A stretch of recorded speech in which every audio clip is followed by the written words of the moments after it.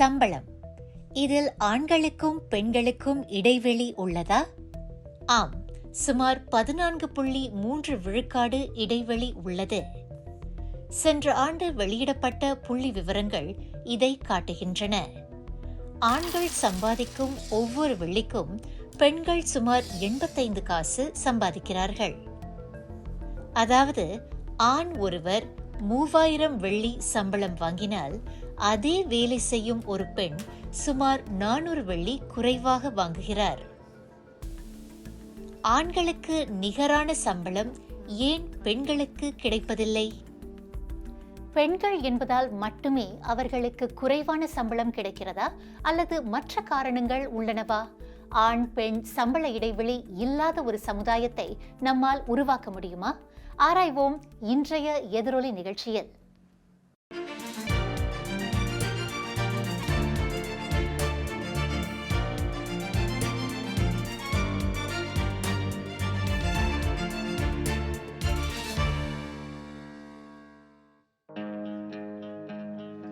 இவர் துர்கா.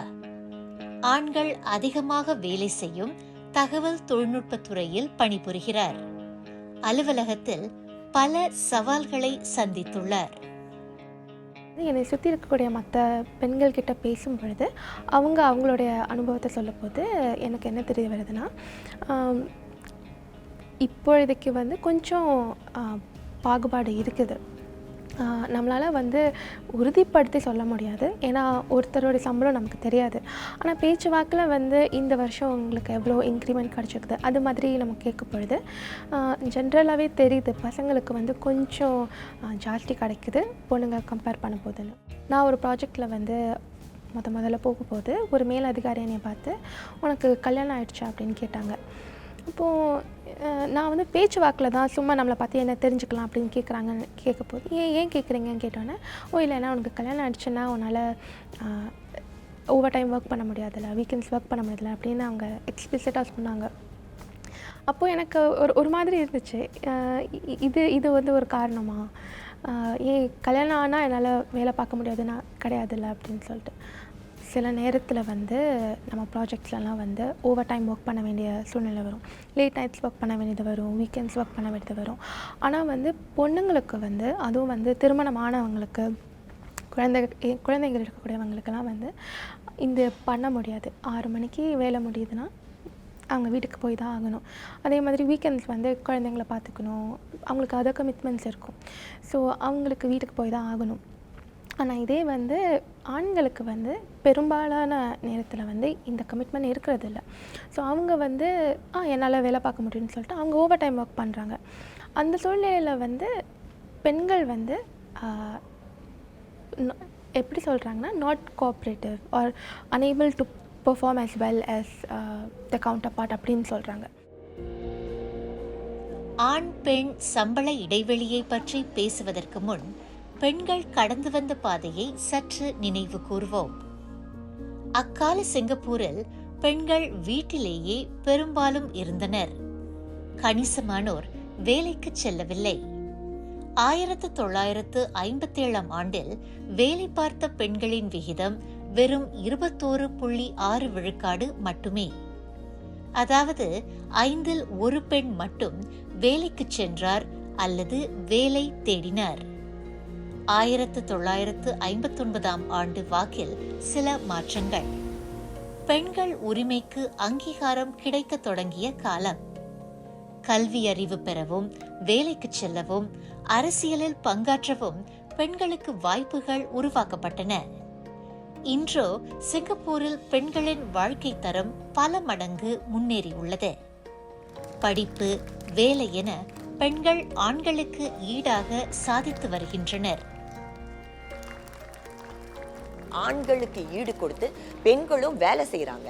பெண்கள் நிறைய இந்த நிதி, சுகாதாரம், தொழில்நுட்பம் போன்ற துறைகளில் ஈடுபட்டு வராங்க.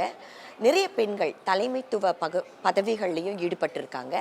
இதுக்கு நிறைய நிறுவனங்கள் அவங்களுக்கு நிறைய பயிற்சிகள், அது மட்டும் இல்லை ஊக்குவிப்பும் கொடுக்குறாங்க. ஸ்டெம்ன்னு சொல்லுவோம். அது லைக் அறிவியல், தொழில்நுட்பம், பொறியியல், கணிதம். இதில் நீங்கள் பார்த்தீங்கன்னா நிறைய ஆண்கள் தான் இந்த துறையில் முன்பெல்லாம் வந்து செய்வாங்க. ஆனால் இப்போ இடையில வந்து பார்க்கும்போது நிறைய பெண்களும் இந்த துறையில் வந்து நாட்டம் செலுத்துகிறாங்க. பெண்கள் வந்து அவங்க திறனை வளர்த்துக்கிறதுக்கு வந்து நிறைய பயிற்சிகள் இருக்குது. அதாவது ஸ்கில்ஸ் ஃபியூச்சர், அப்புறம் வந்து அந்த டிஜிட்டல் ஏஐ காசஸ், இதெல்லாம் வந்து நிறைய பெண்கள் இப்போ இந்த காசஸ்க்கெல்லாம் போகிறாங்க. அதனால அவங்க தங்களையே வந்து நல்லா மேம்படுத்துறதுனால இந்த துறைகளில் வந்து அவங்களால அந்த துறைகளில் ஈடுபட முடியுது. இப்படி பல முன்னேற்றம் இருந்த போதும் ஒரே வேலையை செய்யும் ஆணுக்கு அதிகமான சம்பளமும் பெண்ணுக்கு குறைவான சம்பளமும் வழங்கப்படுவது ஏன்? சிங்கப்பூரில் தற்போது இந்த இடைவெளி 14.3 விழுக்காடு. ஊழியரின் வேலை, வயது, கல்வி தகுதி ஆகியவற்றின் அடிப்படையில் கணக்கிட்டு பார்த்தால் சம்பள இடைவெளி 6 விழுக்காட்டிற்கு குறைகிறது.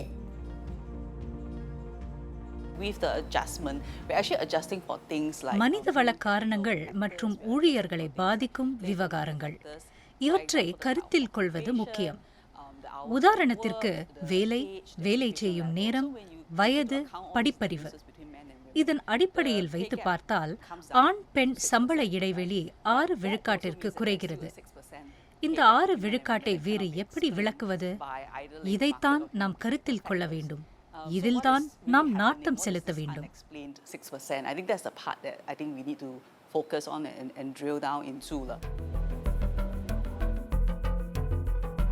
ஆண்கள் மட்டும் வேலைக்கு சென்று சம்பாதிக்கும் காலம் மலையேறிவிட்டது. விலைவாசி உயர்வை சமாளிக்க ஆண் பெண் இருவருமே வேலைக்கு செல்ல வேண்டிய கட்டாயமும் உள்ளது. பிள்ளை பராமரிப்பு பொறுப்புகளை பகிர்ந்து கொள்கின்றனர். செய்யும் வேலையில் சாதிக்க நினைக்கின்றனர். அப்படி இருந்தும் ஏன் இந்த 6 விழுக்காட்டு சம்பள இடைவெளி?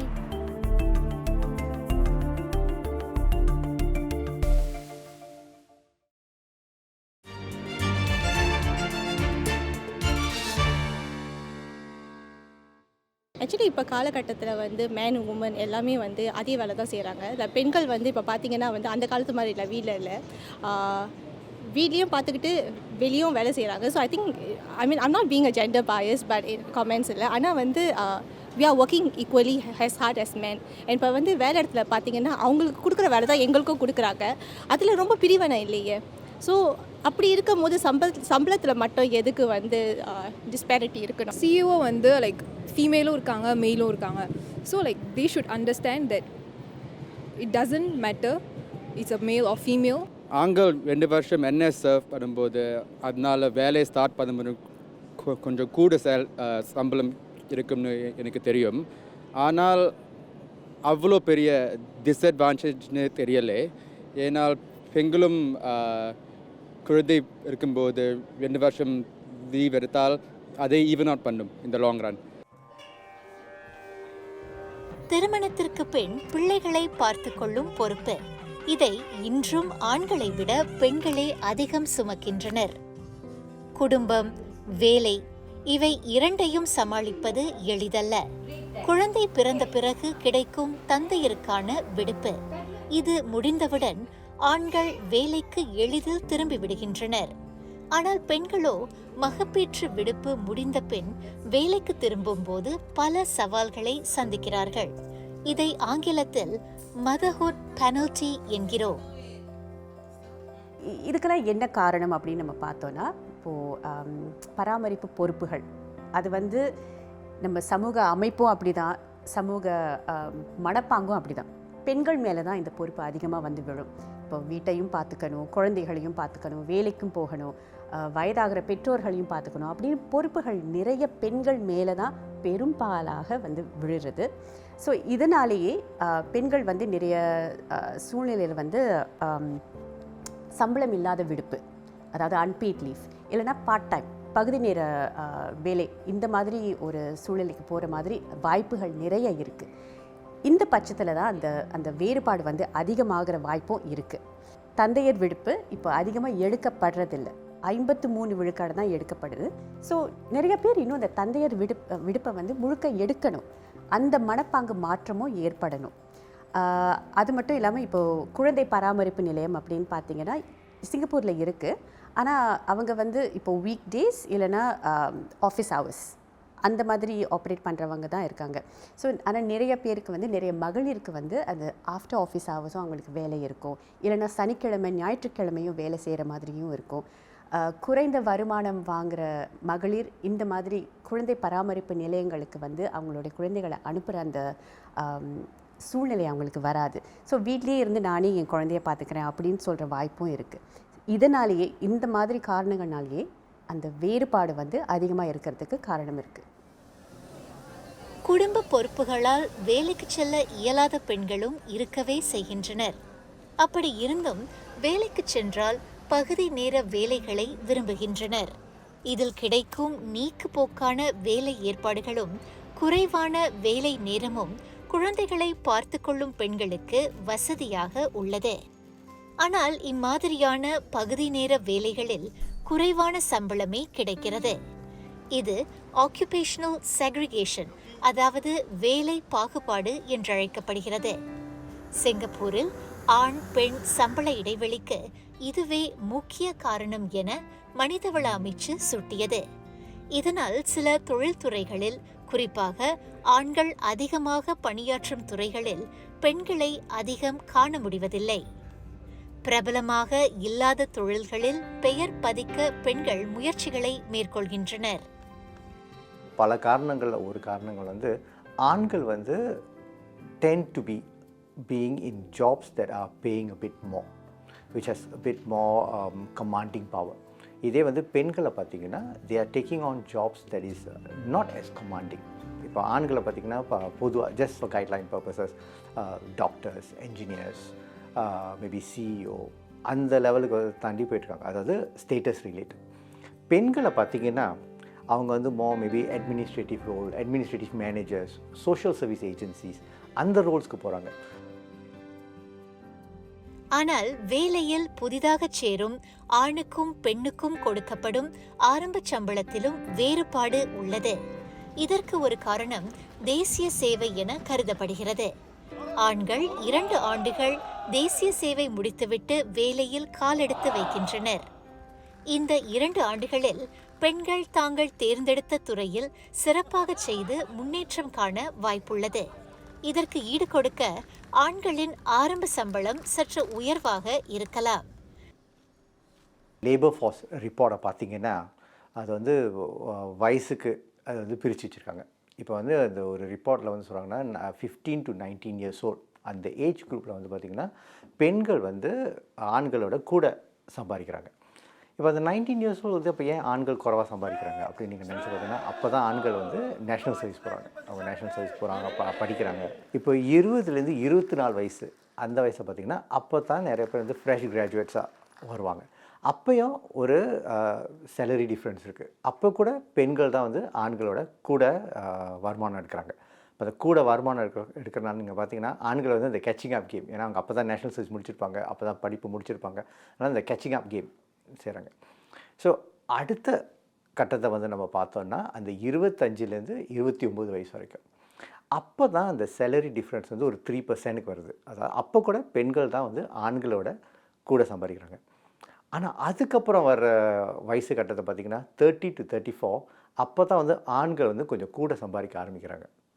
ஆனால் அதே வயசை வந்து நம்ம இன்னொரு ரிப்போர்ட், அதாவது ஃபெர்டிலிட்டி ரேட், அந்த ரிப்போர்ட்டை நம்ம எடுத்து படித்து பார்த்தோன்னா அப்போ தான் வந்து பெண்கள் வந்து அந்த child bearing, child birth, child caring அந்த வயசுக்கு அந்த பருவத்தை நோக்கி போகிறாங்க. கணவன் மனைவி இருவருமே வேலைக்கு செல்லும் காலம் இது. 4ல் 1 பெண் தமது கணவரை விட அதிகமாக சம்பாதிக்கிறார் என ஆய்வொன்று காட்டுகிறது. இருப்பினும் ஆண்களே குடும்பத்தின் தலைவராகவும் அவர்களுடைய சம்பளம் மாதாந்திர குடும்ப வருமானத்தில் முக்கிய பங்காகவும் கருதப்படுகிறது. இந்த மனப்போக்கை மாற்றுவது சுலபமா?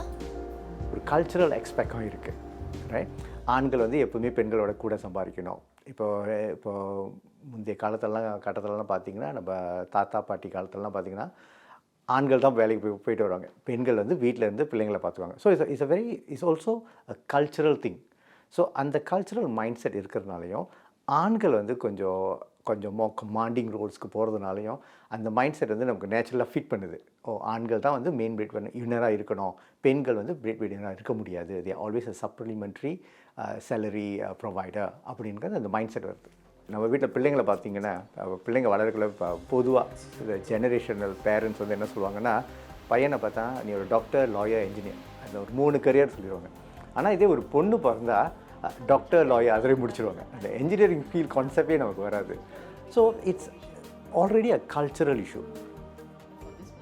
வேலை பாகுபாடு, பிள்ளைகளை பார்த்துக் கொள்வது, ஆரம்ப சம்பளத்தில் வேறுபாடு, குடும்ப சமுதாய எதிர்பார்ப்புகள், இவை போன்ற காரணங்களால் சிங்கப்பூரில் இன்னும் ஆண் பெண் சம்பள இடைவெளி தொடர்கிறது.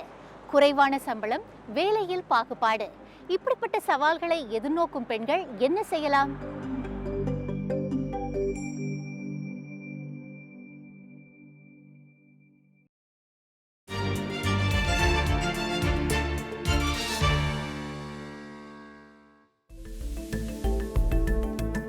பெண்கள் வேலை செய்யும் இடங்களில் எதிர்கொள்ளும் சவால்களை பற்றி தெரிந்து கொண்டோம்.